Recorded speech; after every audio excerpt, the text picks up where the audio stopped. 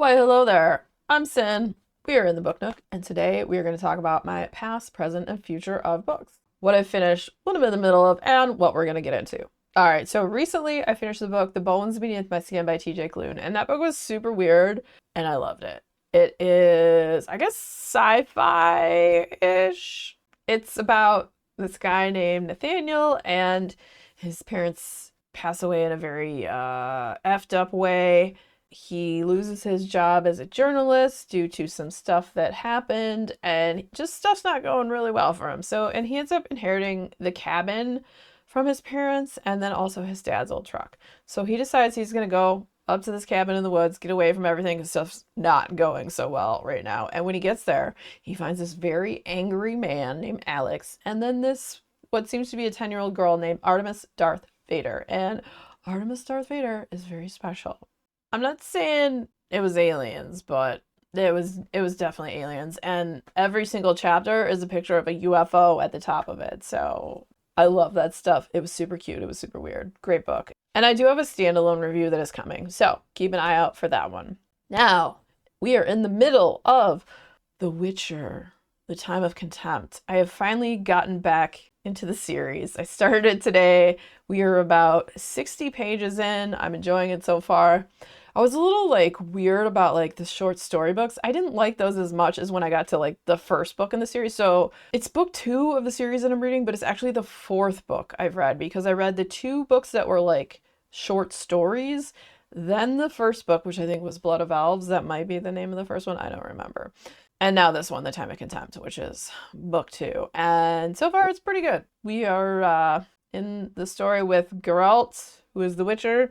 Ciri and Yennefer are off to the city because Yennefer's taking Ciri to a school, I believe, for training or whatever. And there's this whole upheaval because the kingdoms are at war and there's these elves in the woods who are attacking these other people. I don't know. I don't know everything that's going on right now because I had started this series I don't know, 2 or 3 years ago. So picking up 2 or 3 years later, I kind of remember what was happening, but not really. So we'll know more once we get deeper into the book. But I am enjoying it so far. So good to finally get back into the Witcher series. I had talked about the fact that I was going to do this, and I took a few months longer than I thought I would, but we're doing it. We're into it. All right, so what we're going to get into coming up in the future. Let me show you what we got. Okay, so first up we have This Is Not a Ghost Story by Amory. Let's tell you about it. John's house provides all he needs. Surrounded by a vast, beautiful ocean under a void of sky, the house is John's haven. He is alone, but never lonely. He is here now, and neither remembers nor longs for a before. In his house, John is safe and untouched. But a terrible shadow creature breaks in, and it wants him out. Pushed from the house, John falls into the light and finds himself in modern-day Los Angeles, the first person to ever come back from the other side, though he has no memory of his past life or even how he died. Everyone wants to know more about the black man who has returned from the dead. Is he the second coming, a hoax, or something beyond explanation? Soon he has brand deals, TV interviews, and politicians aiming to use him for their agendas. Yet all John wants is to go home. But going home will require, most unfortunately, help. In search of a way back, John grudgingly joins forces with a mystic holding dubious qualifications, a hard-edged publicist bent on making him famous, and an aspiring actress who is unsettlingly familiar. With this ragtag band of allies, John begins a journey to find his house on the ocean. But getting there will prove more complicated than he imagined, for it will require not only trusting in someone other than himself, but also uncovering painful truths about who he was in life, and perhaps more difficult, who he must become now. And I thought that sounded absolutely fascinating, and so super looking forward to this. This Is Not a Ghost Story by Amory, or Amory. I'm not quite sure how to say that name. This next book I picked up, I had heard about it a while ago, and then Andrew, who watches the channel, recommended it to me as a really great book that he read this year. So, Strange Sally Diamond by Liz Nugent. For Sally Diamond, people are confusing, unpredictable, and hard to read. She has always preferred routines to spontaneity, silence to noise, and forthright communication to small talk.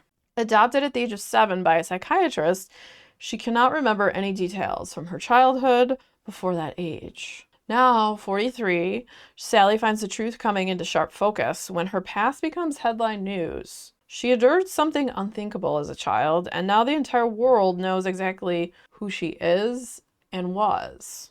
Suddenly, Sally herself is in the spotlight. People everywhere are digging into her past, ravenous for details, and Sally is learning things about herself and her family that she never knew before. Soon, a stranger from New Zealand sends her a familiar teddy bear in the mail. But why does he insist on addressing her as Mary? And why is her new neighbor so obsessed with her? Told from the alternating perspectives of Sally in the present and a boy named Peter in the past, this is a novel that confronts the trauma of family secrets and explores one woman's brave decision to define herself and her future. And I'm looking forward to reading that. Strange Sally Diamond.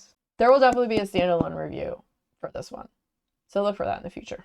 Okay, so this next one, it was a drive-by booking, which is when I walk by the library shelf and I am either pulled in by the cover or the title. So I pick it up, I'll read a little bit, and if it sounds interesting, then I normally take it home, and we're like, all right, we will read you. So that is The Keeper of Lonely Spirits by E.M. Anderson. So what's it about, Sin? Well, let me tell you. Find an angry spirit. Send it on its way before it causes trouble. Leave before anybody learns his name. After over 200 years, Peter Shaughnessy is ready to die and end this cycle. But thanks to a youthful encounter with one of them folk in his native Ireland, he can't. Instead, he's cursed to wander eternally, far from home with the ability to see ghosts and talk to plants. Immortality means Peter has lost everyone he's loved, and so he centers his life on the dead, until his wandering brings him to Harrington, Ohio. As he searches for a vengeful spirit, Peter's drawn into the townsfolk's lives, homes, and troubles. For the first time in over a century, he wants something other than death. But the people of Harrington will die someday, and he won't. As Harrington buckles under the weight of the supernatural, the ghost hunt pits Peter's well-being against that of his new friends and the man he's falling for. If he stays, he risks heartbreak. If he leaves, he risks their lives. And I thought that sounded pretty good. The Keeper of Lonely Spirits. Yeah, so I think I have some good ones here, guys. What am I most excited for out of those? This is not a ghost story, I might be, and maybe Strange Sally Diamond. Either one of those sounds really good. Actually, all of those sound good. I don't know if I have what I'm most excited for out of those. They all sound equally good. But if I had to like lean into one, I think I would be most excited for maybe Strange Sally Diamond, because not only was it recommended to me by Andrew, Mother Horror had also mentioned that book. And I've read a lot of stuff that she's recommended too that I've really liked. And then a few other people have talked about that book. So the fact that I've heard about it more than once and people seem to like it, I think I'm excited for that one the most, but only incrementally, because the other ones I think sound pretty interesting and like in that vein of the weird that I like so much. What have you guys been getting into this week? Anything you've really liked that has really stood out? Let me know down in the comments. Always curious to hear what you're reading. And if you enjoyed hanging out today, hit that subscribe button, come back see me again, and we'll talk about more bookish things and weird stuff.